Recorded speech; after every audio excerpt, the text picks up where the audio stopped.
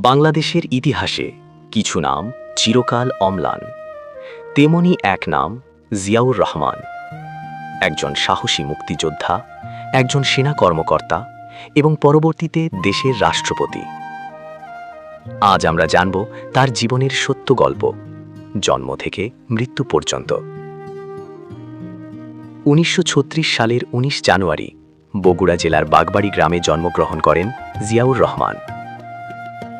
তার বাবা মনসুর রহমান ছিলেন একজন রসায়নবিদ এবং সরকারি কর্মকর্তা। শৈশব থেকেই তিনি ছিলেন শৃঙ্খলাপূর্ণ ও মেধাবী। তিনি তার প্রাথমিক ও মাধ্যমিক শিক্ষা সম্পন্ন করেন বিভিন্ন স্কুলে। পরবর্তীতে তিনি ভর্তি হন পাকিস্তান মিলিটারি একাডেমিতে। এখান থেকেই শুরু হয় তার সামরিক জীবনের পথ চলা। 1953 সালে তিনি পাকিস্তান সেনাবাহিনীতে যোগদান করেন। তিনি ছিলেন একজন দক্ষ ও সাহসী অফিসার। ক্রমে তিনি উন্নীত হন মেজর পদে। 1971 সালের মহান মুক্তিযুদ্ধে তিনি গুরুত্বপূর্ণ ভূমিকা পালন করেন। চট্টগ্রামের কালুরঘাট বেতার কেন্দ্র থেকে তিনি স্বাধীনতার ঘোষণা পাঠ করেন। এই ঘোষণা মুক্তিযোদ্ধাদের অনুপ্রাণিত করে। তিনি সেক্টর কমান্ডার হিসাবে যুদ্ধ পরিচালনা করেন। তিনি বিবাহ করেন খালেদা জিয়াকে।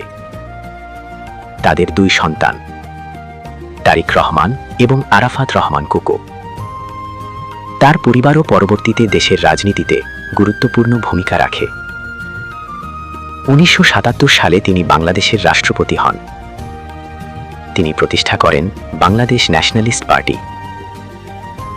তার উল্লেখযোগ্য কাজসমূহ: বহুদলীয় গণতন্ত্র চালু, গ্রামীণ উন্নয়ন, অর্থনৈতিক সংস্কার, বাংলাদেশী জাতীয়তাবাদ ধারণার প্রচলন। 1981 সালের 30 মে চট্টগ্রাম সার্কিট হাউসে এক সামরিক অভ্যুত্থানে তিনি নিহত হন। এই ঘটনাটি দেশের রাজনীতিতে গভীর প্রভাব ফেলে। তার মৃত্যু আজও একটি গুরুত্বপূর্ণ ঐতিহাসিক অধ্যায়। জিয়াউর রহমান একজন সৈনিক, এক নেতা, এক ইতিহাস। তার অবদান ও ত্যাগ আজও বাংলাদেশের মানুষ শ্রদ্ধার সাথে স্মরণ করে।